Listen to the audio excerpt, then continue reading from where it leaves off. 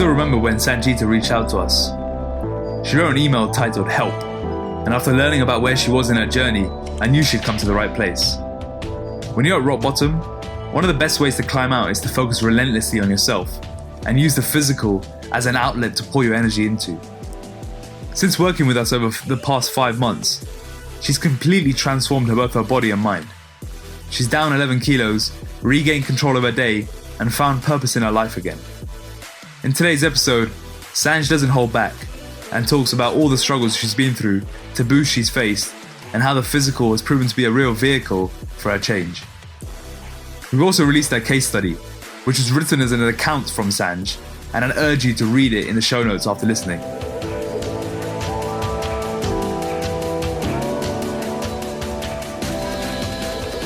So what was the reception like from your case study being released about a month ago? Yeah, it was so humbling. I didn't anticipate that. I didn't anticipate the kind of response that I got. Lots of people messaged afterwards, which was quite nice. A lot of them, I think you realise that people have similar issues. The problem might be different, but the feelings are the same.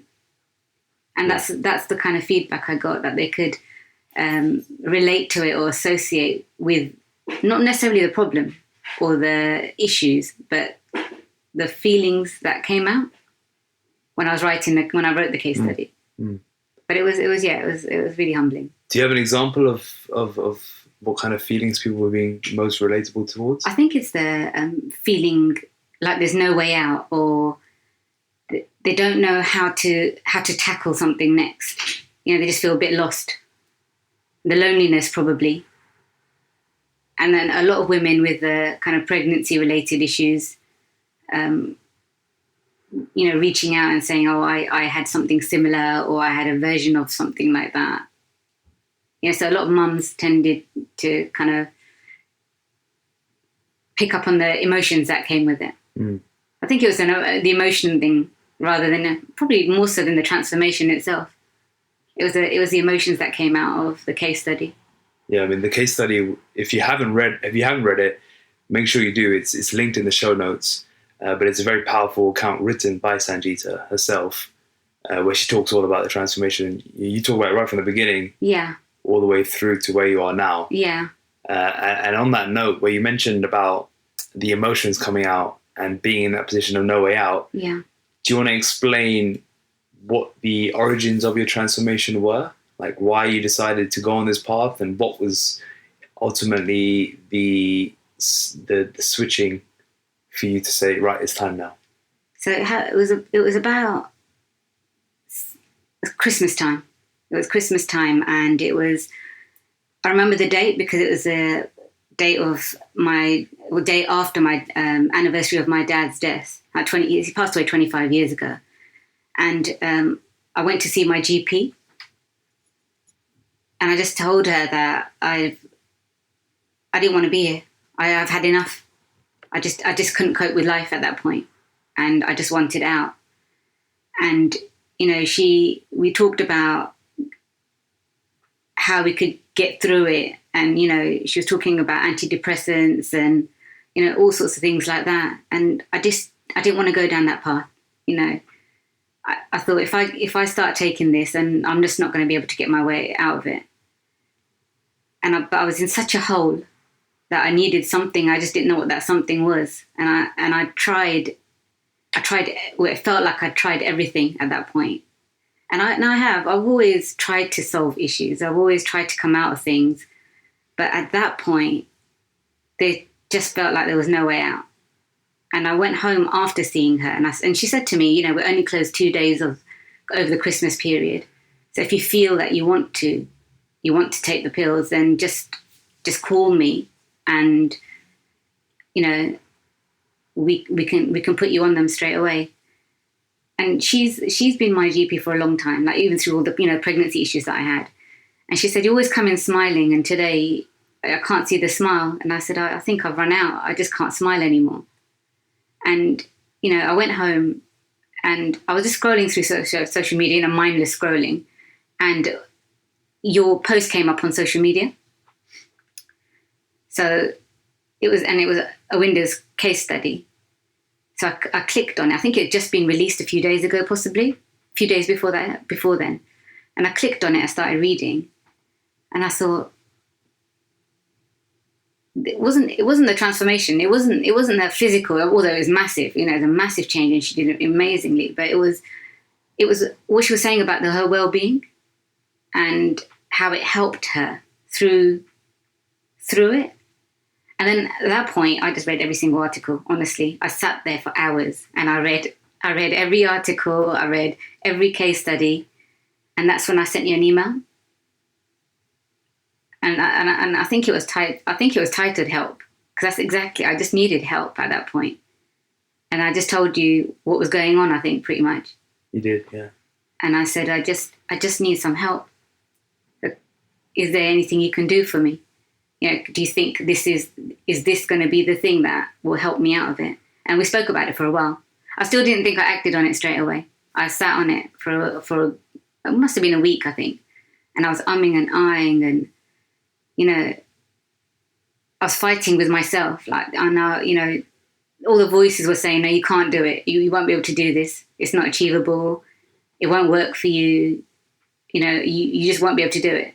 But then afterwards, I think I messaged again. I think I made my excuses. I said the same thing. I can't do it. I won't be able to do it. Oh, I don't know how you know, if I can afford it, you know, silly things, just to try and convince myself it's the wrong thing to do. And then on New Year's Eve, I sent another email saying, right, I'm going to start, instead of ending the year, starting the year right, I'm going to end it right. And I signed up on New Year's Eve. And that was it. That was the start of it all. I had to do something. And that was my something. For many people who are listening, they'll be able to relate to some of this stuff. What does no way out feel like? It's like you're trapped in yourself. It's like and I call it, and I refer to it as a rabbit hole. Like you've fallen at the bottom, and you know you're clawing your way out, or trying to. You're finding whichever ledge you can find, crawling your way out. But then something happens, and then you're back at the bottom again. And you know you're looking up, and you can see the light, but you can't get there. You just can't climb out. And it is like I felt like I was imprisoned in myself, in my own mind, in my own body. And, you know, mental health is a really difficult thing to talk about. And at that point, I wouldn't even have considered that something was wrong. You know, something was wrong and I had to try and get out of it. It just felt just like a trap. I was trapped in myself. I was punishing myself every day, just punishing yourself. And to be honest, I woke up. I started the day wanting it to end. And that's not a good way. That's not a good way of waking up. Now you open your eyes and you think, shit, it's another day. And that's how I felt. You know, I'm a mum. It was hard because, you know, my girls are full of life and they want me to be full of life. And at that time, I just couldn't do it. I did it robotically, but not really me. Not who I am. Did it build up over time, or did you just wake up one day feeling like you were at this bottom of the hole? How did it manifest to the point where you realized something was wrong? It was probably about a year ago, actually. A year ago, nearly to it was around July time last year, and it was just lots of things had happened in one go. You know, lots of things accumulated, but it happened so suddenly. And, you know, I lost, you know, lots of friends, lots of people who I was close to, not physically lost them, but, you know, through lots of events that had happened. And I'm one of these people who, when I make a friend, I tend to make them for life. They don't usually leave. They're always there, you know, and lots of stuff happened, but it happened in such a dramatic way that it just sent me in the wrong direction. And to be honest, you know, I fought it for a long time. And, you know, my brother was my big support at the time. And he suggested that I go and see a counsellor, which I did. And I saw her. I ended up seeing her for 6 months. So from August probably until December. And I saw her every Tuesday, 7 to 8. And, you know, we tackled a lot of issues like losing dad. I was 12 years old when I lost my dad. And my brother was only 8, you know, and my dad was only 34 when he passed away. So it was weird with things that we spoke about, but one of them was I waited till my 35th birthday, and when I woke up, the first thing I said is, I made it, and it's because these were, and I didn't think about it at the time, but these were obviously underlying issues. Thinking my dad died really suddenly. It's probably part of the food issue. We were having dinner, and he just collapsed. But it was nothing to do with dinner, but I associated it with that moment. And silly things like, people talk, right? And as a 12-year-old, you overhear people talking. And I didn't know how he passed away. But what had actually happened is his artery had burst, just out of nowhere. And that was it.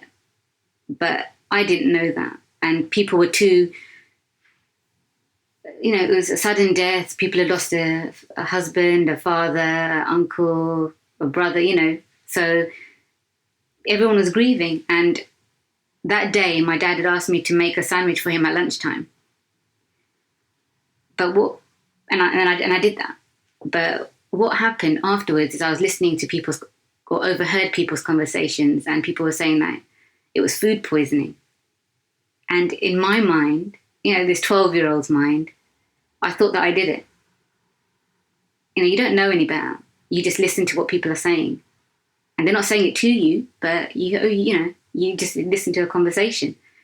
And I think that was the relationship that probably went wrong with food right from the start. I didn't think about it then, but with my counsellor, we kind of talked about lots of things like that. And it's hard for a 12-year-old. But the counsellor, she was great, but she couldn't get me out. And she did try. We tackled lots of stuff. And my pain was so deep that I brought her to tears. And you think, and that was really hard to see, like they're trained, it's a trained professional.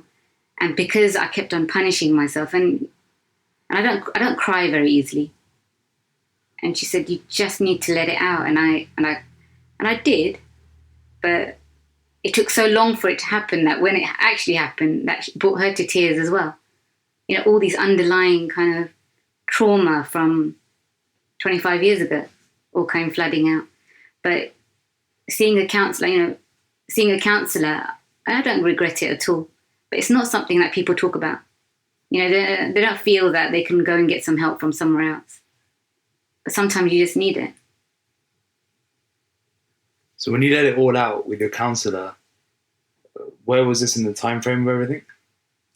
It was around just before, it was December time, so Christmas this was time. December. Okay, yeah, so it happened. Okay. So this was. So you've been seeing the counsellor for 6 months. Yeah. Okay. And we talked about lots of stuff, but kind of the end of it was that release of, basically punishing yourself. Like she said, you just keep on punishing yourself, and you need to stop doing that. And I said to her, I don't know how to. I don't know how to stop. And so at that point, you felt you were at the bottom of the pit. Yeah, because I just couldn't stop doing it. Punishment meant many things. Punishment meant food for me, or either not eating, and then binging, mad binging. And I talked about it in the article where I went and I did it during the journey as well. During the 16 weeks, I went on a mad binge. But I'm not there when I'm doing that. It's completely mindless. I'm not present in that moment at all. At what point did your you said it all, your relationship with food struggled from the age of 12? Did it manifest straight away? No, I don't. Did it happen later on in life? No, I think it took a while. I didn't even realise it was happening. But I would probably avoid going into the kitchen because it was like a kitchen, and the dining table was there. I wouldn't walk there. He passed away on a Sunday, and I used to sit upstairs in my room on a Sunday, just didn't come downstairs, and I didn't realise I was doing it. But yeah, I think as a teenage girl, you're already going through issues anyway, and then all of a sudden you're put in a situation And I didn't link the two. To be honest, I didn't link the two for years and years. Well, until now, really. But yeah, I think it was over time. And I was never a slim person, never ever. So you already have negative body issues, as a teenager. And I just started. That was my first year of high school. So I started in September, and Dad passed away in December. It was a girls' school, so you don't have the kind of the boys' issue as such, them teasing about being overweight or anything. But you feel it yourself. And I was never that athletic, sports playing person. So I did comfort eat. And that comfort eating carried on. I don't know if I did it before. I was trying to think back. Before losing Dad. I don't know if I did it before.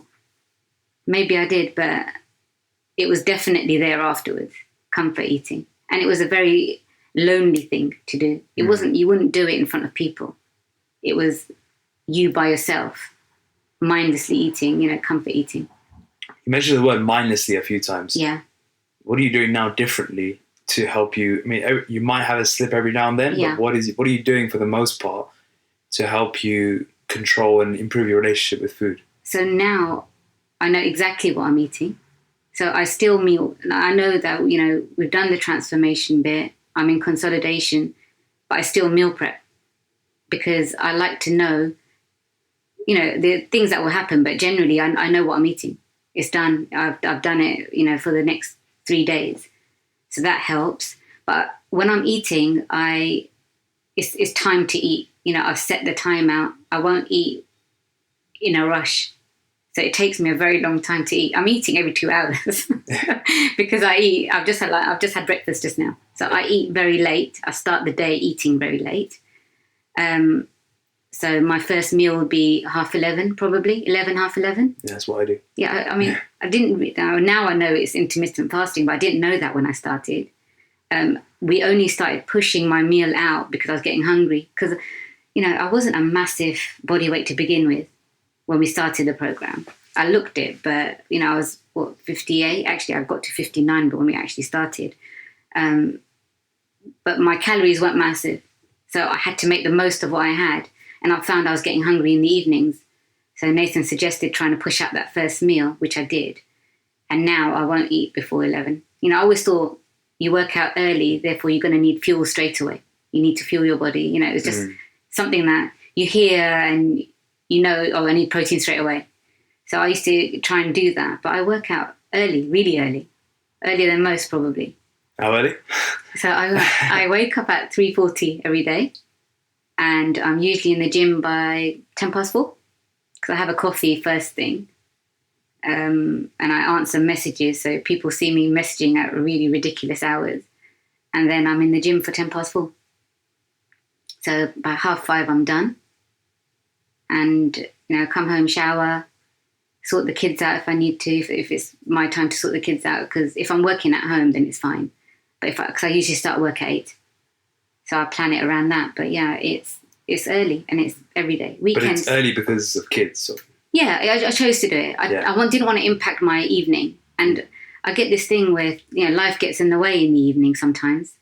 And I find it causes a bit of anxiety for me. Like, am I going to make it? Am I going to make it? And before, what I used to do is, I'd carb load during the day because I'm going to go to the gym in the evening. And that was my reason for eating that massive pasta at lunchtime. We've all done that. But then sometimes I wouldn't make it to the gym. And then you think, I've just eaten this massive, massive meal at lunchtime because I was going to go to a spin class in the evening and I wouldn't make it. So that's why I do the morning thing. And it works really well for me.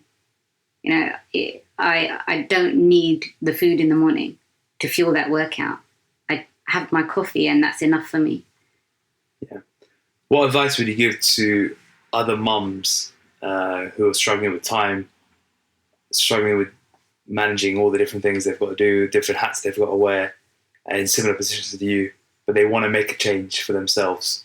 I find what works best for you and your family. Like, my husband often, his timings are not set in the evenings. And I personally don't like going to the gym in the evening anyway. There's just too many people around. So So you just need to find what works for your family. Like some people can do it at lunchtimes at work. So find that time that suits you. For me, morning is when I have no interruption, and it's actually, I treat it as my time, and I call it my time.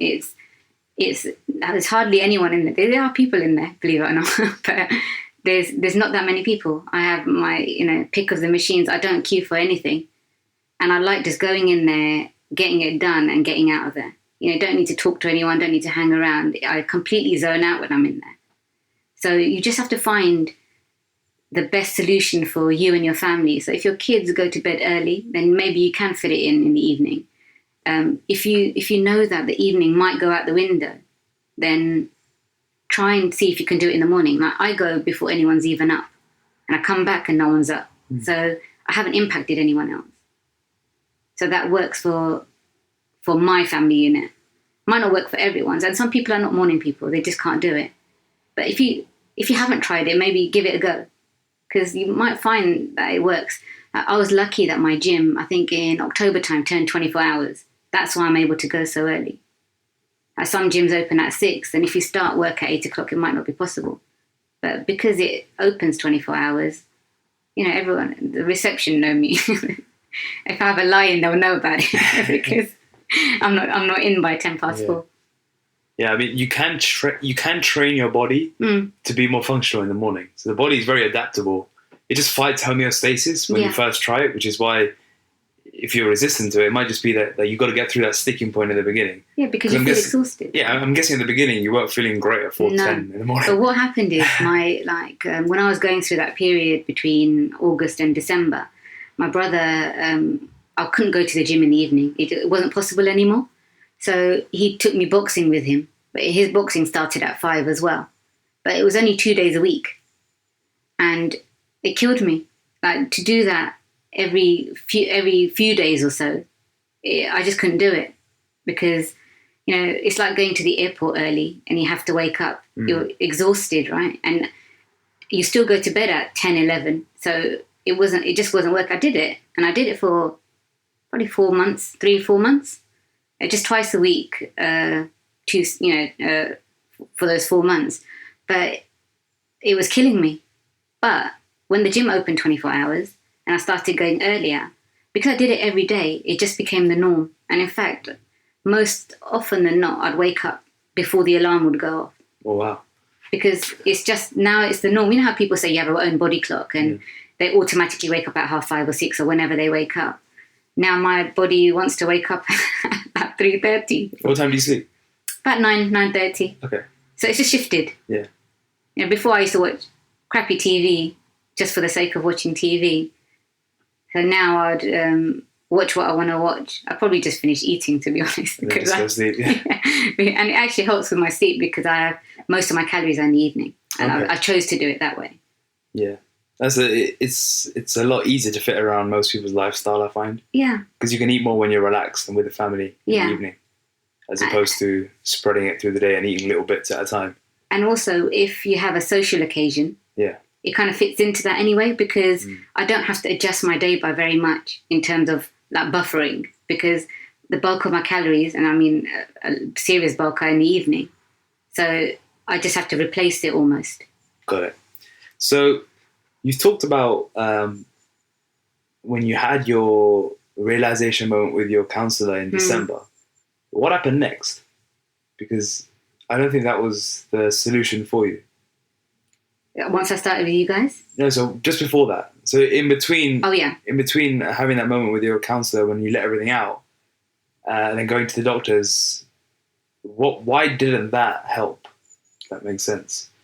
I think because I still didn't have a solution. I was still, the thoughts were still in my head, going round and round and round, and there was no outlet for me. I was still fighting my own mind. And even though we talked about a lot of things, there was no realization, or I had no control. I had no control of my life. And that feeling of no control just kept on going round and round. So they say negativity breeds negativity. I was in such a negative mindset that everything was wrong. Like all those negative feelings like regret and self-punishment and any kind of negative thought, anxiety, I had it at the same time, and it was out of control. I couldn't control a thing. I felt I had control over nothing, from meals to, from food even to, I didn't enjoy anything. Like, I love coffee. I didn't enjoy my morning coffee. I just didn't want to do anything. And that lack of control over yourself, I couldn't get out of it. And that's what I was missing. I needed something that I needed a feeling of control. And people can say things to you all the time, and I take a lot of things to heart. So I was just using that as to breed that negativity. But that's not in my control. What people say about you, you can't control that. It's how you deal with it that you can control. And I didn't have that. I didn't have a mechanism to cope with that. I didn't have any coping mechanisms. And what about RMT? Was it that you thought, okay, I'm going to jump into a transformation? Yes, the transformation wasn't... So I didn't actually think about the body image. Although that's the pictures that I saw. Because you read everything. So you knew what you were read into. everything. Yeah. I read everything. I didn't know exactly what it entailed. Okay. So, but I went through, before the old case studies where you went through week by week. Yeah. So I knew it was going to be hard, whatever was coming. But I didn't really realize how it would actually help with the gaining control bit. But reading people's case studies and seeing them talk about the mental aspects of it just drew me in. But in terms of physical, I had no idea what I'd look like. I honestly, people laugh when I say that. I didn't know what I looked like before. So when I first looked at the pictures, people are laughing at me now because they said, "Is that really you, or is that the photoshopped version, the beginning pictures?" Yeah. Because when you're wearing hoodies and stuff, no one knows what you actually look like. I've never seen my back before. Yeah. Before I have to take a picture of it. Yeah. The back I thought was the best change. Yeah, I didn't know I looked like a real V-taper at the end. Yeah, but I didn't know I looked like the other one. The big back. Yeah. I didn't know I looked like that because and I didn't look at myself. I hate the mirror. And it was having to accept that mirror. Mm. And I think a lot of people have that issue where you don't look at the mirror properly because the mirror isn't showing you what you think. I even now probably still look at the mirror and see something else. For the positive or the negative? I think this is a self-confidence thing, and it probably takes time to actually work through. But I still see myself as bigger, and you still see the bits that you don't want. You don't think about how much you've changed. It's more in your head. You still look a certain way. So do you think that's more an identity? I think so. Relation? Yeah, I think so. Yeah, I you think still so. identify with because I've been shape. Big for a long time. Christmas time, I was not in a good place, and I gained a lot of weight very, very quickly, really quickly. So that's why my friends are laughing about it now, because they said we went out to dinner beginning of December. You didn't look like that, but I gained it in such a short time that people didn't see me go from looking okay to being quite big towards the end. It happened really quickly. And, I was drinking a lot. I was eating a lot. But weirdly enough, I was actually at the gym 3 or 4 times a week at that time. But I still was eating in major excess. So I'd gained it really, really quickly. Mm. But yeah, it's definitely an identity thing. I think I've been really big before. 30 kilos heavier than I am now. Wow. So good 3/4 bigger than I am now. Have you always kind of moved up and down? Yeah, always. I think I've yo-yoed up and down in weight since I can remember, probably since my teenage years. So this was the using food as punishment and reward. So you don't eat for ages, and then you binge. Then you don't eat, then you binge. You could almost class it as some kind of eating disorder, right? Where you associate your emotions to your food. And I can gain 3 kilos, lose lose 5, gain 3, lose 5, gain 5, lose 2, and I can do it all the time. I can never maintain it, or I hadn't been able to maintain it before. So when I got really massive, I did lose the weight, and I used, I talked about it, I used Slimming World. But again, that was cutting certain foods out, not really understanding food. You just follow a method, but I didn't have the understanding. So, when I got to a certain weight, I reverted back to old habits really quickly because I'd got to that weight now. What do I do next? I didn't have that next. And I didn't do any exercise. I used to go walking maybe, but that is it, because, they do encourage exercise, but no one's telling you what to do.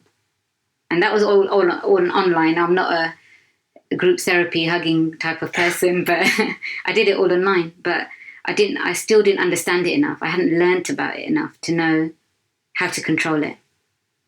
Has your identity shifted recently? Yeah, it has. I mean, I'm much more comfortable with myself now. And the yo-yo bit of it, I'm 8 or 9 weeks into consolidation now. And I'm still at my start, my 16-week weight. Wow, you're still at your lowest? Yeah. Amazing. So, I've gone up maybe 300 grams probably. Okay, so and then gone down again. Yeah, so about plus or minus a pound. Yeah, and I'm on 3 times more as many calories as I was. And I would never have been able to do that before because I would have been absolutely petrified of it. And I was. When I hit the consolidation bit, I thought, I'm going to mess this up. I'm going to really mess up here. How can I eat more and still maintain this weight? But then now I don't really think about weight. We're trying to move away from that. Onto strength? Yeah, I'm definitely... Well, what is your strength goal? I've set my leg press goal for now. Yeah?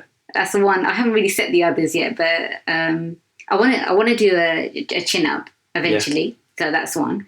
But leg press, I'm going to aim for 200 in a couple of weeks. Everyone's after that 200 kilo. I don't know. I'm at 180 now, so I'm getting there. But yeah, I don't know why that number. But I think because, you think it's just a big number. Yeah. I don't know how big it is really, but for me, that's a big number. So yeah, it's just a number to aim for. Good. And I'm just trying to get some numbers that I can. So I have to move to a different focus. So you've done very well in the consolidation phase. What tips can you give to other people who are either beginning the consolidation phase, coming to an end of a fat loss and wondering how they're going to keep all of this off, or people who have made mistakes in the past with it? Why have you been able to keep it off? So first of all, I listened to that, and I think we talked about this. I listened to that podcast, the 5 phases of transformation. I listened to that about Episode 7 times. Yeah. 7. Honestly, a lot, because I wanted to know. So this was before we were going to go to the consolidation phase, and I listened to it because I wanted to know what was coming next. And for people who are not doing a photo shoot, for example, you have to remember it was just another check-in. There wasn't nothing to aim for as such. Yeah. It wasn't nothing major was going to happen that day. So I just had to treat it like any other day. But what we did is, we added calories back, but it's pretty much similar to food to what I was eating already. So there wasn't any change as such. I didn't jazz anything up or make it different initially. It was just more volume to what I was eating. Do you think because you didn't make a big deal out of the whole thing, it made less of a cause to veer off track? Yeah. I mean, it happened that the day of the deadline was my gran passed away during this 16 weeks. And we were having a dinner or a lunch. I mean, lots of people were coming in her honour. And, in my head, I'd planned, I love pizza. I absolutely love it. So I was going to have pizza and, some kind of dessert. But because it fell on that day, I had a meal, but it was in her honour, which actually was a nice way to kind of end this phase. But I applied the 1 plate rule even on that day. So I didn't go on a big gorge because it was deadline day and I could eat what I want. Whatever was in my plate is the only thing I ate, even though I probably could have gone for more because, I mean, I was eating and I could have carried on. I didn't know when. I wouldn't have known when to stop, to be honest. But yeah, I didn't make it into a big deal. But it's something to just be conscious of, that even if you do have a photo shoot, after that, you're going to have a plan. Like, don't wing it. So I knew the next day and actually that's where I wrote the majority of my case study, actually, while I was doing my hair. Okay. So I was sitting there just typing away because I was sitting there for an hour or so I had some time on my hands. But I planned the next day, so I wasn't in the house. I'd taken a day off work. Yeah. But I know that, I've got kids, well, there's stuff in the house that I'm going to want, especially when I don't have that kind of, this is not on, you're on a plan or something like that. So I purposely got out of the house that day. It was already planned. I was going to go and do my hair. I went for a massage or something. So by the time I got back, the meals were already prepped. I did that on Saturday, Sunday. It was ready for me and I just had to eat it. And then I met Nathan that evening for dinner, and it was probably not a pleasant sight to watch me eat that day. Oh, really? I was having a great old time with pizza and chocolate fudge cake and a glass of wine. But one meal's okay. But it's what you do after. Yeah. It's if you go home and start raiding the cupboards, that's when it all goes downhill. And even that was planned. So I knew what I was going to be eating. I went to a restaurant that I like and I knew what you were going to eat. Yeah, what I was going to eat. So that was like on the day, but it's been 8 weeks since. Yeah. And I'm assuming you've had a lot of social occasions, a lot of work events. What are you doing to navigate around these? And because before, when you've got a goal that I want to get to this body weight, it's very much like, okay, I'm going to do whatever it takes to make sure that I come out of these events well. Yeah. But when you haven't got that, what's to stop you gorging at an event? Because that's where a lot of people go wrong, and probably where you've made mistakes in the past. Yeah. What's been different this time in the way you approached it? So firstly, I know it's coming. So I would, in my check-in, for example, I know that I've usually, not always, but usually I know there's a social coming. But what I found now is I don't, whereas before I needed to plan it as such, because my meals are planned the way they are. So, I talked about backloading my meals. Majority of my calories are in the evening. I know that I can probably eat not what I wanted, but I've kind of got a more appreciation of what a plate looks like now. Yeah. So I won't pick at food necessarily, but I will make a plate if I'm in that kind of environment. And I will not pile it high. I would have enough, but I won't go back for more. So that's the social thing. I've just learned to do that. It's almost inbuilt in me now. So the one plate rule, basically. One plate rule. Yeah. And I take my time. I seriously chew my food. It takes a very long time for me to That's eat. a game changer, I think. Yeah, it takes me ages. Even my chocolate, I get 2 squares of chocolate. It takes me a long time to eat that. Because I savour it. Really savour it. It takes me a good 10 minutes. Yeah, I take ages eating my food. I was having dinner with a client last week, and he knows I take a long time. He must have heard I take a long time. Yeah. So we're having steaks, and I was taking my sweet time with it, just talking away. And then I noticed he was taking his time as well. I was like, oh, and he was like, I'm trying to go slower than you are. You're the pacemaker. I think we were eating that steak for about 45 minutes. But but to be honest, it's quite nice to enjoy your food, and now it's really weird because I've noticed that the things I thought I like, I don't like them. Because you're conscious. Yeah. So there was this, we were talking about this a couple of weeks ago. I'm a complete creature of habit, right? Yeah. And before R&T, I used to eat the same thing for lunch. I didn't realise it. When someone tells you, oh, now you have to eat the same thing for lunch every day, you're like, oh, God, I can't do that. I can never do that. But actually, I did it anyway. But I just didn't realise I was doing it. So I used to get this Nourish bowl from M&S. It's got like avocado, egg, it's quite healthy. It's only like 350 calories, something like that. And I used to really look forward to this meal. It was like the highlight of my day. But I ate it every day, every single day. And I tried it again after, it's been 4 or 5 months. And it was gross. I just didn't enjoy it at all. It was tasteless, completely tasteless. And it Why? Because I think because I actually thought about it this time. Yeah. Usually I would eat in front of my desk at work. And, you're just kind of eating and then answering an email or something, but you're not actually thinking about what you're eating. Whereas, so now I actually take my way, I'll go away from where I am to eat because I want to concentrate on eating and I want to chew and everything. And I realized I just don't enjoy it. It was like, I can't believe I wasted this meal on this because it just didn't taste nice anymore. So I think either your taste buds change or you just become more aware of what you're eating. And, during this time, I realized it was part of the consolidation thing.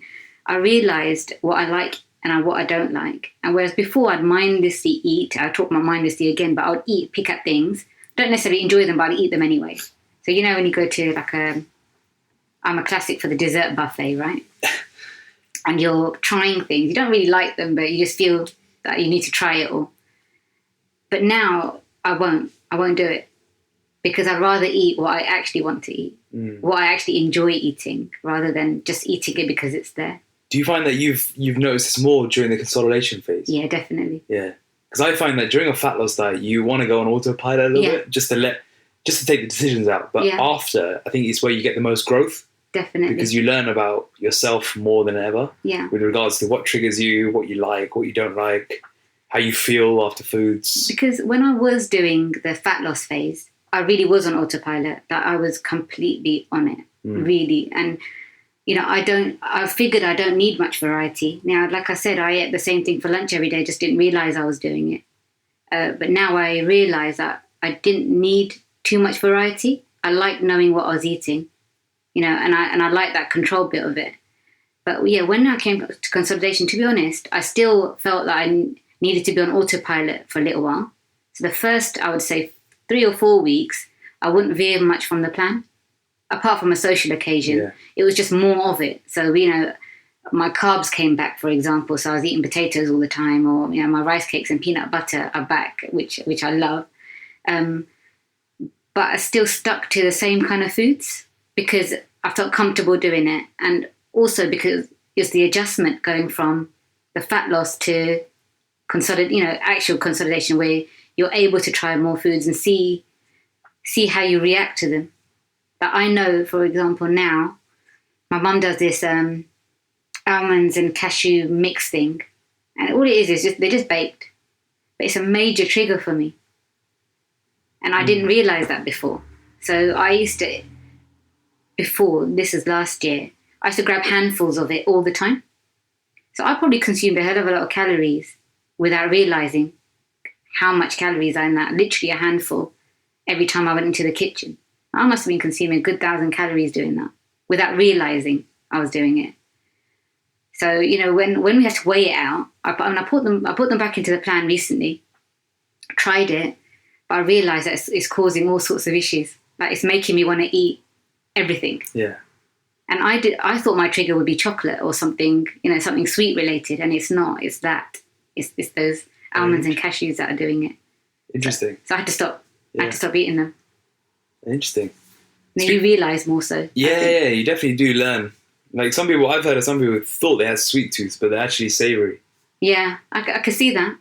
Because now I can't really eat milk chocolate.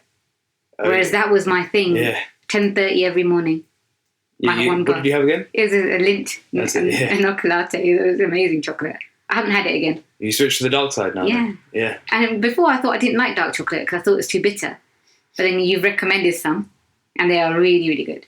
Good. But even then I have to stop. Like, I have to take the 2 pieces. I can't take the whole bar with me. Yeah, you can't just sit there with the whole thing. No, that's just gonna two disappear. Squares and then put it away. Yeah. Yeah. So I still have to limit myself. But yeah, milk chocolate was my thing before. Like really, I used to love milk chocolate. But I tried it again recently and it's too sweet. It almost tastes artificial now, which is a bit of a revelation for me. Yeah. Speaking of food, you're also a vegetarian. Yeah.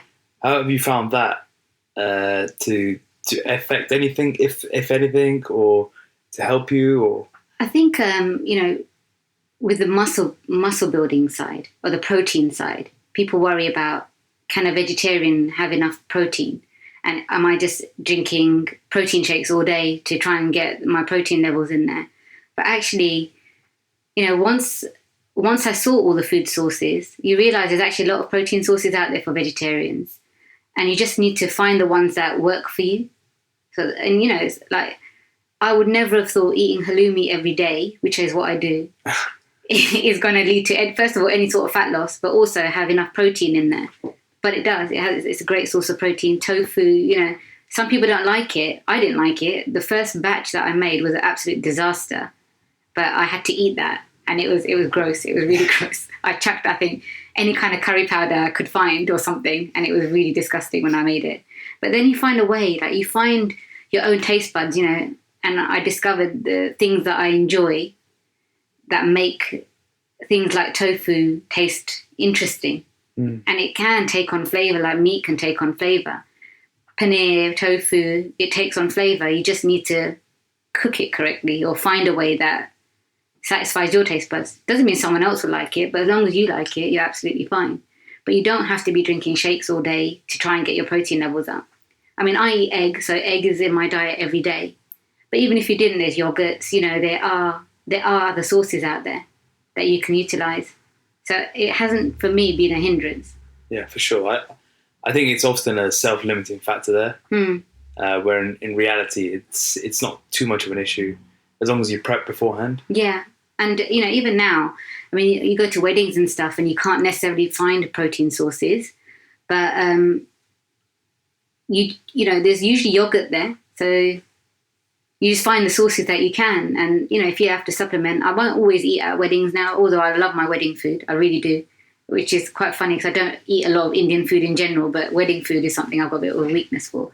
But if you can't find it, you take a protein shake or something, or you plan for it, but it's not a limitation being vegetarian. It can be done. Well, I've done it. Lots of people are doing it. Yeah. Even veganism to an extent, it can be done. You just need to find the right source and find the one that works for you. Yeah, completely agree. Really agree. There's so many vegetarian and vegan transformations on the RNT wall. Yeah. That's evidence for it. If we take it back a bit, go back to the beginning of the journey. You said that one of the key things was regaining control. Yeah. At what point did you feel like you had control? Like, how did you find that transition period from the 1st of Jan? So to be honest, I think it happened quite quickly. As soon as... So I was lost in the first week probably, when I've got a food plan. But the thing is, even then I had control over that food plan. You'd given me the instructions. I just needed to find it all and then start cooking, and finding out what method is going to work for me, for example. But that was part of me gaining control, how am I going to do this? That actually having to think about something that no one else can do for me is going to have to be something that I did. Looking at, I'd never been into the training place in the gym before. I'd done a few machines maybe. I'd been on a leg press once or twice. But even going onto your website, looking at the videos, taking screenshots, I was responsible for that. There was no one with me in the gym, right? It's all online. Your coach isn't there. So all of a sudden, you need to control it. You need to have someone in there. I needed to get up, get myself into the gym, and lift those weights that I've never lifted before and figure out which one I'm going to start with. And all of a sudden, that was the control starting to come through. It started off very much the process of it, like picking up that weight. Is this too light? Is this too heavy? Food prepping and realizing that actually I can do this because I hadn't, I actually love being in the kitchen, but I hadn't done it. I did it, for the sake of doing it. I didn't enjoy it anymore. So getting back into the kitchen again, and cooking food again. I mean, I cook for the kids, but I wouldn't cook for myself necessarily. I would have a bowl of cereal and go to bed. That was what I did before. I just didn't enjoy it. So getting back and finding that control over things that I enjoy, it started pretty much straight away. Amazing. Because I had control over something. Yeah. And although I was following it initially, it was still something that I was doing. No one else was a part of it. It was just me. Did you get much social support, family support around you? Not really. I think it was difficult for everyone because I mean, my cousin, she's now also doing R&T as well. But, you know, everyone could see that something was up. That I wasn't in a good place.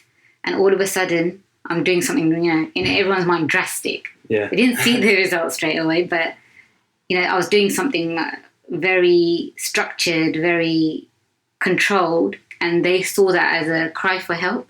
But what they didn't realize is that wasn't a cry for help. That was me helping myself. This was me trying to get myself out of that. But, you know, you get all the normal comments. This is too extreme. You're eating the same thing every day. How can you eat the same thing every day? You're weighing your food. What are you doing? You know, all this. So I didn't have much social support. But to be honest, it gave me even more. Some people call it stubbornness. Some people call it determination, whatever you want to call it. But it drove me more to get it done. And I didn't miss a workout. I didn't. In that 16 weeks, apart from when I had to go to India for my gran, I didn't miss a workout because I was so driven that I was going to get this done. I didn't know what the end result was going to be, but I knew that I wanted to succeed. You didn't really care about the end result, really? No, not at all. It was just about the control factor. It was completely about the control. It was about me regaining control. And, you know, we never discussed what the end's going to look like. It wasn't, I want a six pack or I want this. It was, or I want, even the body weight. There was never a goal, really. We never discussed it. We discussed it at one point just so we can set a goal, just so there's something to aim for. But it was never, I want to reach this weight. That was not something that we spoke about very often. Well, even at the beginning, I think you told me that it was the article, never just the physical, that was the catalyst for you. Yeah, definitely. That was the, and it just, it's like it called out to me. It was that was the thing that I thought, right, I think this is the thing that's going to potentially help me out of this. It wasn't anything to do with the physical. So even now, when, you know, you get comments on the physical bit, like, I don't know how to respond to that because that wasn't what I was looking for. I mean, I'm happy I got to that place, but that wasn't the driver at all. You know, it wasn't to get abs or the V taper. You know, I didn't even know what a V taper was. It was just for me to find my way back because I was so lost at that time. You know, and I didn't want to be that person for my kids.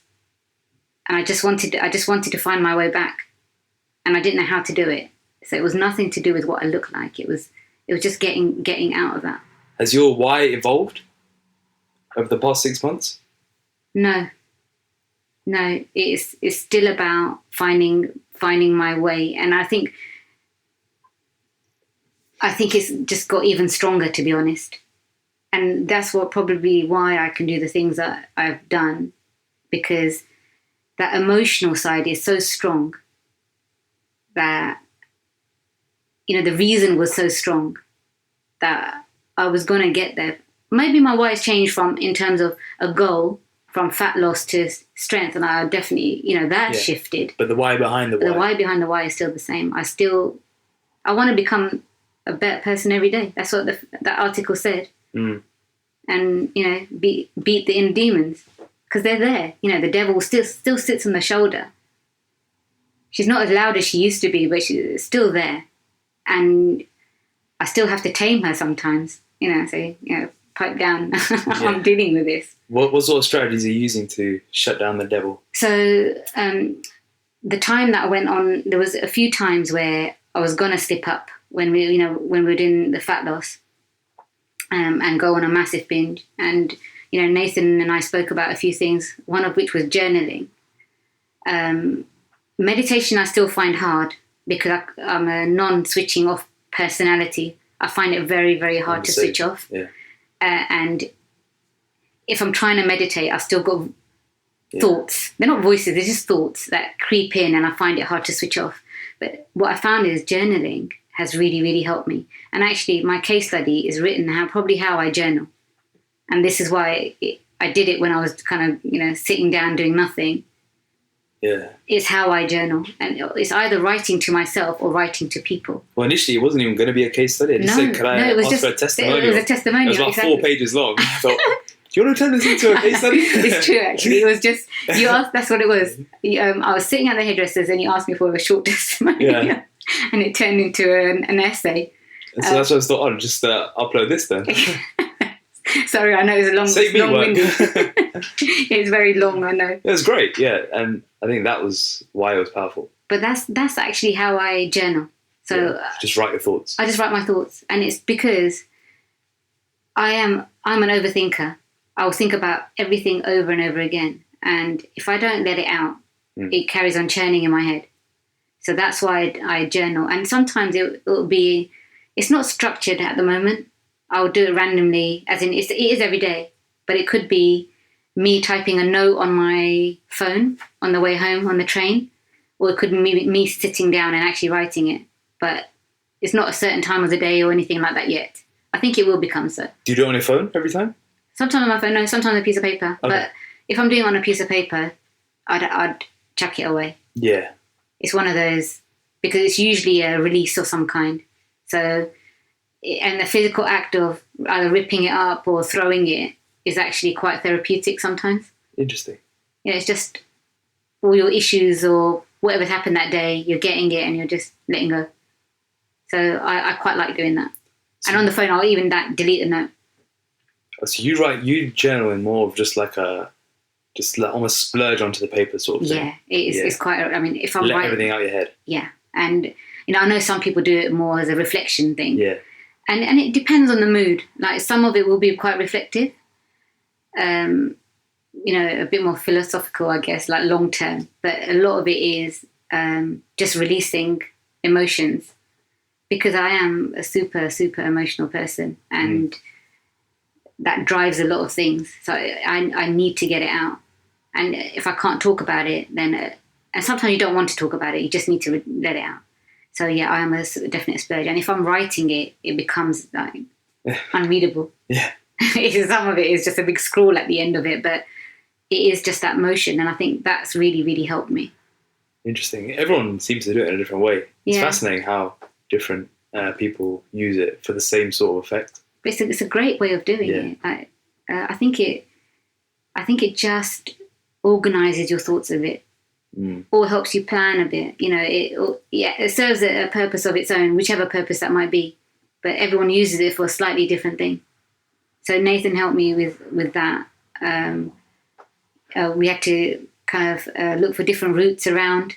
Like if I'm tempted by something because I'm having a bad moment, it's avoiding the supermarket. So we used to find routes that avoid shops, which is difficult when you work in Spitalfields, actually. Yeah. Because I am surrounded by food. Yeah. Absolutely everywhere. And that was really hard. During that last phase, I could smell everything. My sense of smell was so heightened that I went to my friend's house and I knew exactly what she had made, but she made it ages ago. Oh, wow. But they were so heightened that I could smell everything. So working around where I work, it was a bit difficult. But yeah, it was avoiding, get rid of those things that are going to trigger you if you can. So, we put lots of things in place to move away from that. But journaling, if you haven't tried it, I would give it a go, because it's a great way. You can do it in many ways, but find a way that works for you. And I get a lot of messages saying, how do you do it? I'm just trying to find the right book. I'm trying to find the right time, the method. You just got to do it. It's individual. That's the thing. You just got to find your own style. Yeah. Like there's some people, I've heard some people, and to be honest, I was the same. I was looking on Google, like, what type of journal should I buy? Like, should it be this type? Yeah. This type? There's so many different types. Yeah. Like, then I just bought a plain notebook. Yeah, exactly. So, you can get journals, really pretty ones as well. And they have prompts and different things. But some people like that structure, but I just didn't want to. Mine is literally a pad and a paper, or it's even to the point where I use my phone. It will be whatever method, and it's because it's not structured. I think I'm going to move to a more structured in terms of time of day. Yeah.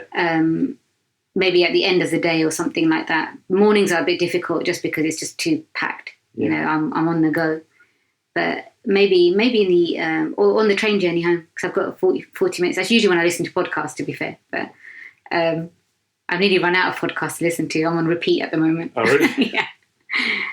But usually I can use that train time if I get a seat. But otherwise, yeah, I need to maybe structure it a little bit. But otherwise, just whatever feels right, just try it. Put it down on paper and see how it goes. I think one of the best things about your transformation is you've been very open with your coach, and you've really utilized the value that a coach can bring. Yeah. How have you done this? What advice can you give for fellow clients to maximize the coaching experience? Do you know, one thing I was always with Nathan was honest. And I really believe in nurturing relationships. And I see a coach-client relationship as a relationship. And if you nurture that relationship, then they can bring so much to the table. Now, if you can't, if it's difficult to open up to them, and I'm not talking about personal stuff necessarily, but, tell them how your week's gone, what's been a problem, what's helped you, what hasn't helped you. The more you can communicate, the more value they can actually add. Now, if I remember as a joke, I sent him on the first check-in, please find attached. Just as a joke, because he said... On his first ever check-in? On your first check-in? Oh, wow. Just as a joke, please find attached in the spreadsheets. PFA, not even... I had one guy who used to do higher cash PFA. What am I going to do with this? But I did, and on the form, nothing, just stats. But I did it as a joke, because A, that's my personality. Okay. As in, I'm quite a jokey person. And then I left a few spaces, and then I had a big essay at the bottom of it with how my week had actually gone. But I remember him, when he sent the initial kind of, this is how it should work, and make sure you check in and all this. He said, don't send an email just with please find attached. Yeah. So I thought, that's exactly what I'm going to do. But I did actually have a whole lot of stuff underneath it. But, I spent time on my check-in. And I so initially it was all over email, and I spent a lot of time making sure that I did it during the week, really. So when things were going on, so I don't forget. Like a log. Yeah, kept it as a log pretty much. And I put it in, mine's quite structured because that's how I am. So I put down mood, all the headings that I had on the spreadsheet. Yeah. I had that on my check-in, and I could talk about it. Like really training, mood, appetite, all those things. And it was, this is how my week's gone. And I usually have a conclusion at the end. Oh, wow. So the concluding thoughts about the week and the week ahead or whatever. And I put down any socials that are happening. But mainly it's just being really, really honest with him. And I'm quite an honest person. You can see it from the way I speak and the way I write that, I say it how it is. And I use that to, if I was having a bad week, I made sure he knew about it. But what happened in that is that we became good friends. It was more than a coach-client relationship. We became friends, so he knew how to deal with certain things that were happening. And I think there's so much value in that. And another thing is, he'd probably say this, I never challenged him. That's what he probably liked. I never challenged him.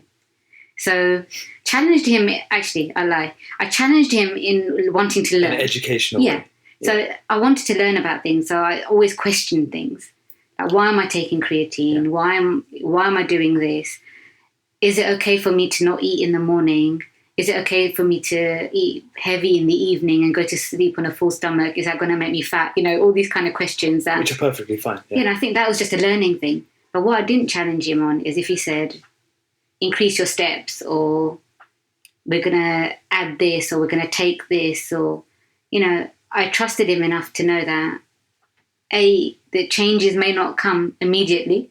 So, you start a new program, you think, okay, I've signed up to this, and week 1 happens, and you're thinking, and it's like, okay, great job, well done, carry on.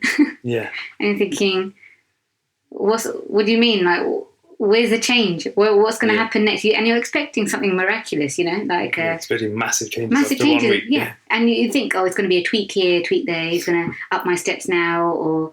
there's going to be more exercise or more cardio or less food or more food. Something's going to change. And, I think for 4 to 6 weeks, nothing changed.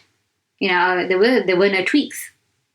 But I didn't really challenge him on it because, I was losing what I needed to lose. And clearly there wasn't a need for any changes at that point. And the changes will come when they are due to come. When it's the right time, the change will be made. You guys are so experienced. You've dealt with so many bodies and so many people that you know when the change is right. But I think we as clients just expect change all the time because, you see a 16-week, 12-week, 24-week, whatever the transformation is, and you think something must have been happening every week for that person to get to where they did in that time frame. To be honest, the time frame doesn't really matter because you will get there. Like, I didn't know it was going to be 16 weeks. In my head, I had, I signed up initially to 12 weeks. So something was going to happen by 12 weeks. And I remember, the period that I lost my gran and I went to India, I came back and I wasn't in a good place back then as well. I suffered a big loss, and my gran was like our queen. She was. We all lived together, an extended family, and she brought us up, especially after Dad had passed away. And to lose her very suddenly as well, she got ill in India, and then we flew out there. And when we came back, I was hiding under a blanket for ages, And then again, because Nathan and I had that relationship, he said, get up, go and do some cardio and meal prep, get back on it. And I said to him, I've lost a week. And he said, there is no losing a week. He said, this is a life. This is for life. This is a lifestyle change. You haven't lost a thing. If you don't lose 1 week, lose weight 1 week, it's not the end of the world. If there was a reason for it, and whether it be adherence or whatever, you haven't lost anything. And at that point, that 12-week time frame that I'd had in my head went out the window. It was a complete shift. It didn't matter anymore. It will take as long as it takes. And I think that's a great mindset to have. You might not achieve it in 16 weeks or 24 weeks. It might take longer, it might take shorter, but it doesn't really matter. As long as you get there, it won't really matter. So I think that was a big kind of eye-opener for me.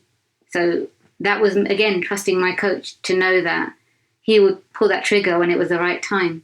And, we set, I think it was probably 8 weeks we set. So it was at 8 weeks we set this kind of, okay, in 8 weeks, this is going to be the goal. But it wasn't, a weight goal or anything like that. It was just, that is going to be the end. And that's what we're going to aim for. But it was trusting him to know, to make the changes when the time came. Sometimes I preempted it because that's just the way I am. I didn't want him to tell me to up my steps, so I just did them. I knew. There you go. After all that talk, and then you say, in the sense that it was, I thought that we might get to 20,000 steps at the end. Yeah. So then, to build up to it, I didn't want to go from 12 to 15 to whatever. So I just gradually increased them little by little, because I knew that the end is probably going to be 20,000 anyway. And I know what he's like, so I knew he was going to hit me with 20,000. So I just gradually increased them. I think the key lesson there is open communication and building rapport, and building trust, and being open. Yeah. And doing proper check-ins. Like as obvious as it sounds, the real value comes from the check-in. And if you do just say, please find attached. Yeah. We can't really give you much. No. And then you're going to feel like you're not getting much out of it. Yeah. Especially and the reality is you haven't really given us much to work with. And especially, in an online model. If you're going to sign up to an online model, you have to be completely open to the online part of it. Yeah. And that means that you need to give as much detail as you can. You guys can't see me train. So that means that I need to make sure I'm videoing. And I think Ben maybe published or put something on about buying a gorilla pod as well. Yeah. Because I was at Classic, I don't know where to put my phone to take this video, and it would fall halfway through and you'd get half a video or something like that. So I bought the little tripod thing. So now I just have that going most of the time. And Nathan will get 3 or 4 videos from me a week. Yeah. Even now, because, I'm not a PT. I was relatively, new to all this, and I didn't know if I was doing something right or something wrong. So by me sending my videos in at check-in, it could make sure, I'm not injuring myself, or if I'm limiting myself somehow, then, those tweaks can be made. Without that, they can't. And, the nurturing the relationship is so, so important, because I had an opportunity to lie to him. Like, he probably would have known that I was going to lie, that I lied. It's when I had a massive binge and I gained weight. It's the only time I gained weight. And I sat on it thinking, shall I lie to him? I actually thought about it. And I thought, if I lie to him, then What's the point? What's the point? That means my relationship with food is not under control. Or I haven't tackled those issues of punishment and reward. Because I haven't, if I lie about it, that means I'm doing something in secret. Then that relationship hasn't changed at all. And also, it's not going to achieve anything. I'm not going to find a way out, a solution to it. So, I talked about it to him.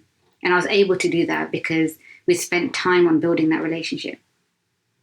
So I could say to him, I screwed up here. But this is what happened that day that made me do it. And he knows it's usually emotion linked for me.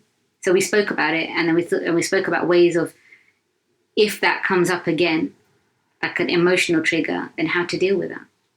And usually for me, it is an emotional trigger. So, we spoke about how we can turn that around if that does happen. Did you find that when you were doing your proper check-ins, you were developing self-awareness out of it? Yeah.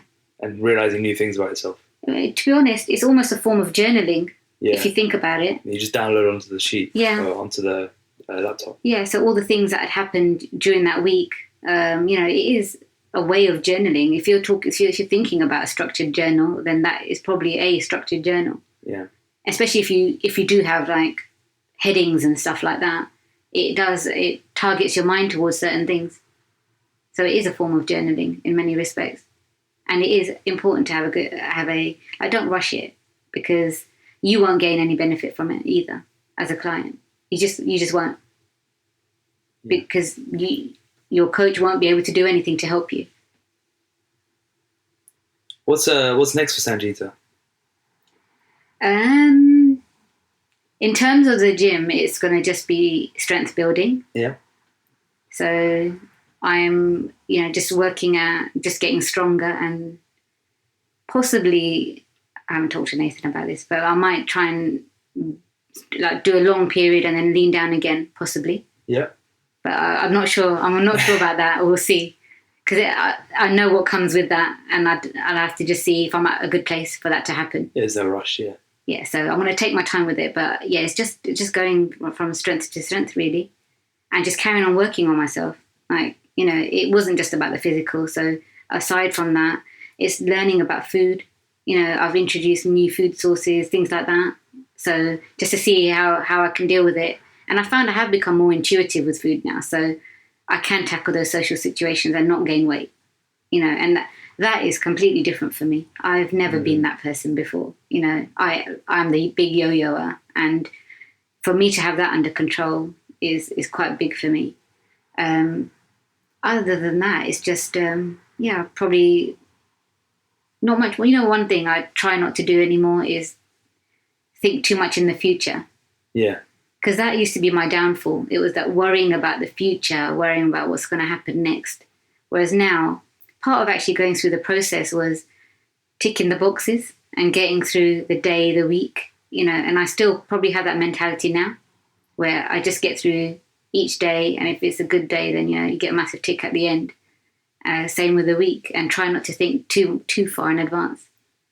Yeah, a monk told me in Chiang Mai, you should plan for the future, but without expectation. It's a great saying. Yeah, it's a great saying. So it is when you attach expectation is when you create anxiety. And I think that's what people do, don't they? And I think it's a part of our own upbringings. Like, I remember, people feel like failures because in our heads, I don't know if it's culture or not, but there's a plan for you. There's always a plan. You're going to, by 20, you're going to do this. By 30, you should be doing this. By 40, you'll be doing this. Whether it's you're going to have kids and you're going to do this, and you set expectations on yourself. And if those things don't happen, even if they're not in your control, you feel like a failure. And I think that creates this kind of bad image of yourself. If you haven't had a child by 30, then you're a failure, because that's what people expect of you. And people carry that on their shoulders. It's a massive burden.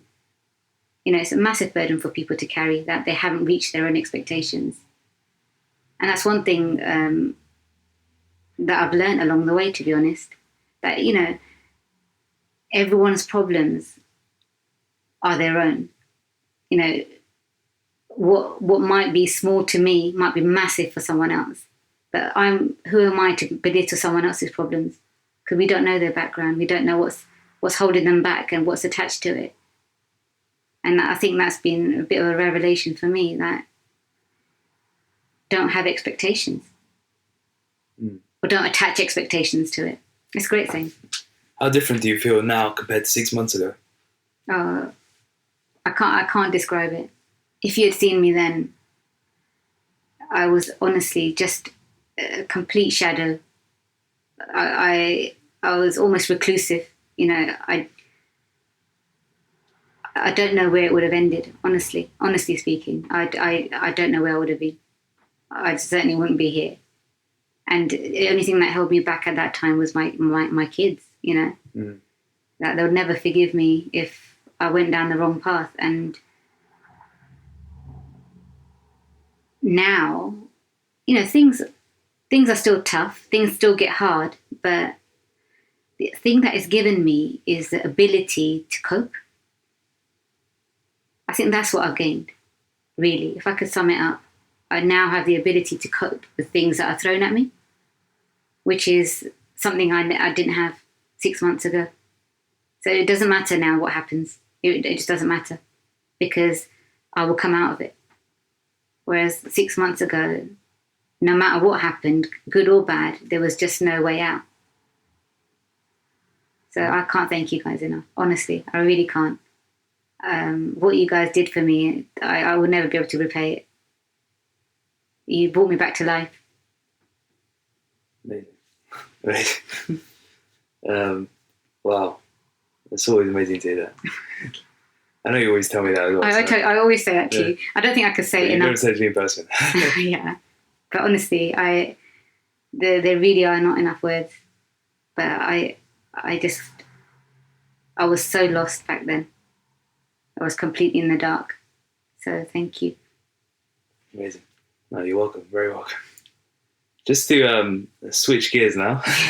Your favourite saying. Yeah, my favourite saying. Let's finish up on a light rapid fire question. Yeah. What's your favourite book you've read in the last 3 years? Ooh, favourite book in the last 3 years. I would actually say Shantaram. I'm going to say that. Shantaram. I can't say that. Everyone seems to be saying the same answer. I know, but actually, one that I'm reading now is a book by Vex King, Good Vibes, Good Life. Yeah.